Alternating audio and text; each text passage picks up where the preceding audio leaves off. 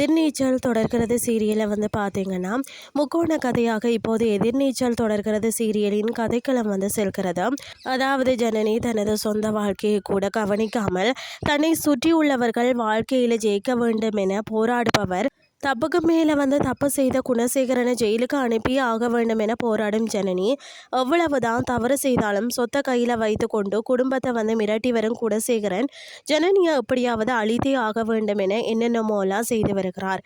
தனது அம்மாவை கொன்று சொத்தை பிடுங்கிய குணசேகரன் மற்றது அவரது குடும்பத்தையே அழித்தே ஆக வேண்டும் என இருக்கக்கூடிய ராவணன், இவர்கள் 3 பேரையும் நகர்த்தக்கூடிய ஒரு கதையில தான் யார் ஜெயிக்க போகிறார்கள் என்பது தெரியல. அதாவது இன்றைய எபிசோடின் ப்ரமோவில் பார்த்தீங்கன்னு சொன்னால் அதில் ஜனனி ராவணன் பற்றி வீட்டில் பேச ஆரம்பிக்க அந்த தம்பியை பற்றி நீ பேசக்கூடாது என குணசேகரன் தடுக்கிறார். உடனே ஜனனி இந்த வீட்டில் இருக்கும் பிரச்சனைகள் எல்லாம் தீர வேண்டும் என்றால் நீங்கள் ஜெயிலுக்கு போனால்தான் நல்லது அப்படின்னு சொல்லி கூற ஈஸ்வரி ஷோக் ஆகிறார். இதுதான் இன்றைய நாளுக்கான எபிசோட்.